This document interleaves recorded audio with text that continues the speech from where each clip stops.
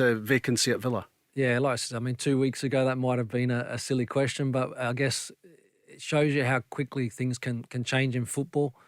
When I first seen, obviously, the dismissal at Aston Villa of Smith, and then straight away Steven Gerrard being linked, then I was really interested to follow the language, Rob, and very quickly I kind of felt as if there was going to continue to be some momentum. The language around about the possibility to talk to Rangers, and then obviously Rangers accepting Aston Villa to be able to discuss. Then you know that it's only a matter of time, and business has seemed to have been done and struck very, very quickly. Rangers are now in a position where, as Leanne touched on, there's going to be loads of excited managers that want to come into what is a fantastic job, a fantastic football club, and more importantly, a wonderful opportunity to win silverware, potentially just around the corner. You're talking about coming back now after the break, semi-final against Hibs, and a potential cup final. You were better with the dates, Leanne. 19th of December. 19th of December. Top of the league, still involved in Europa. And Rangers, in my opinion, still ready to explode, Rob, in terms of... Yeah, lots more to come. Lots more to come. Look, there's never a good time, and it has come from a bolt from the blue kind of thing. But I actually think whoever comes in, the lift to the players, all of a sudden, it's like when a new coach comes in, lifts the standards, and I think that's probably good because Rangers have looked a little bit flat. I know we keep saying they're top of the table. I don't care. They've been flat this season.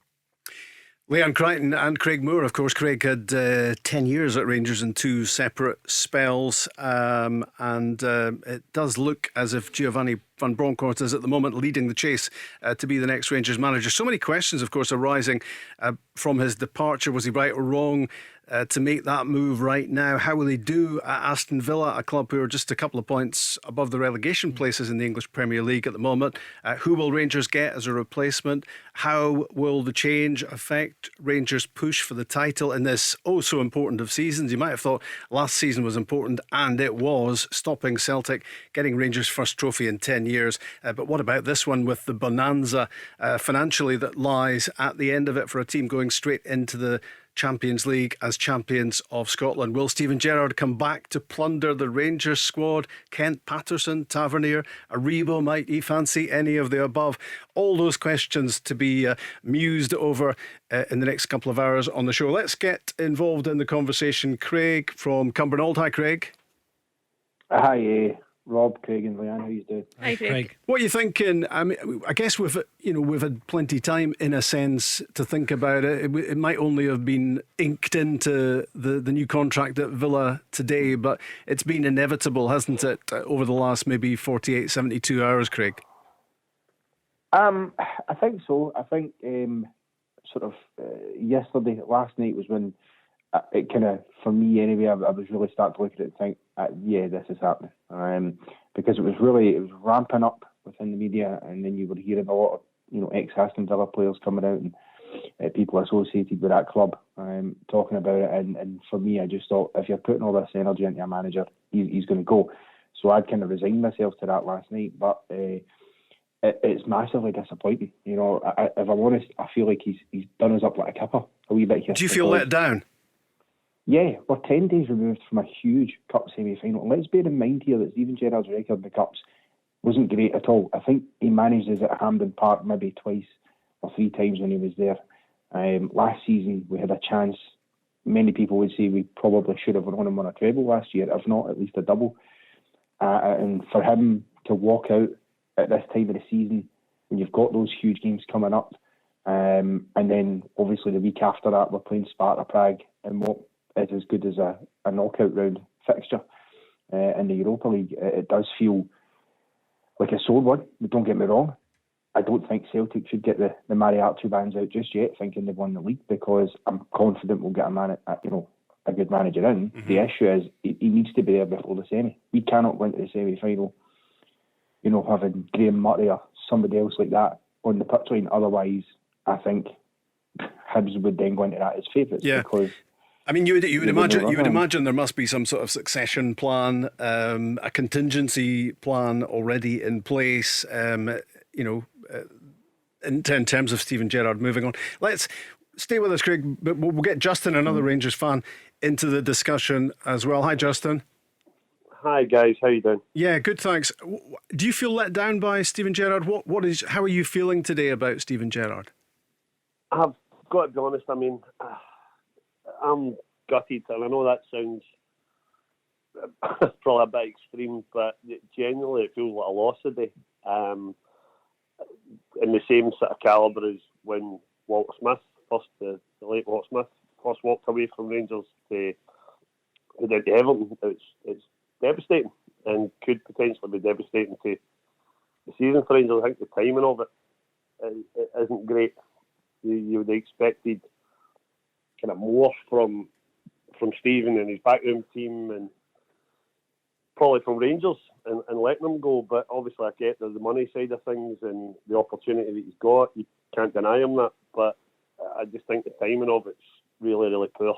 Really poor. As I say, for the names that's getting talked about for replacement, none. There's only a couple of them that are kind of instilling any confidence in me. No disrespect to the likes of Callum Davidson and stuff like that that was getting mentioned, but to fill Gerrard's boots, to keep a hold of the players we've got, to attract players of the same calibre. No disrespect, as I say, the likes of Callum Davidson or Derek McInnes, they're just not going to attract that kind of player. Potentially the likes of Van Bronckhorst can, but I think we should be going kind of ambitious again if the opportunity is there. But people like Butler, Perry, or that kind of attraction, because essentially it's Rangers, and I'm sure Barry and the rest of the team will know that without that attraction of a calibre in the game, we're taking a step back, no forward.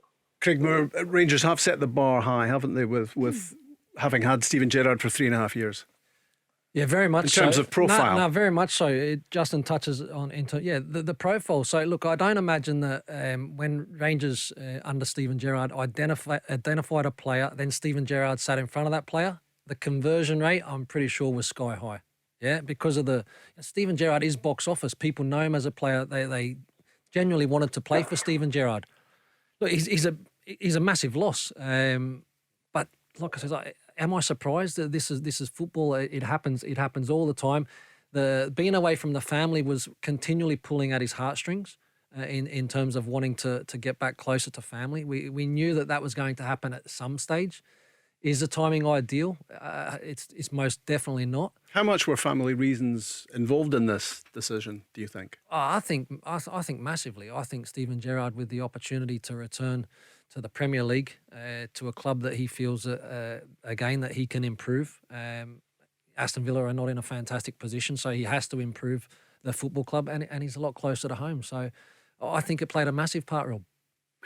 Craig, who do you want to see as Steven Gerrard's replacement? Oh, it's a tough one, isn't it? I mean, I was, for me, listen, I think Callum Davidson could do a good job. I know what the other caller saying, and I totally get it, but the guy won 2 trophies with St Johnstone in his first year, with a squad that had absolutely no right doing that in the first place. If he can get the best out of those kind of players, why couldn't he come in and do a good job for us? I actually, in my head, I'm thinking, I've got a funny feeling it's going to be Derek McInnes, because with the financial situation, going for a manager on a job needs compensation. McInnes is out of work. Yep.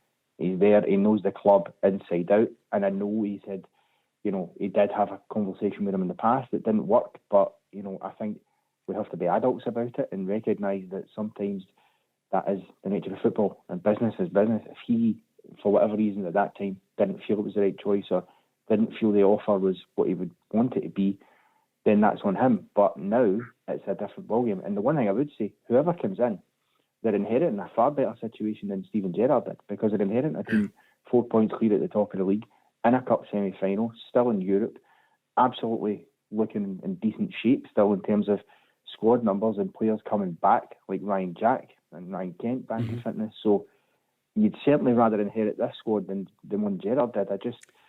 What do you think? Let me ask Leanne about your point then. So Derek McInnes, Leanne, what do you think?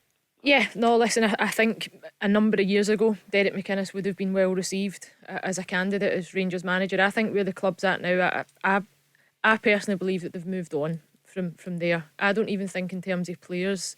A lot of the time, Rangers recruitment wise look within Scotland. I think the vision is now European, out with that, tapping into different types of markets. So I think Derek McInnes could steady the ship, if you like. I think he could come in until the end of the season, but I don't think that would be the right decision for Rangers. I think somebody like a Giovanni Van Bronckhorst is a no-brainer.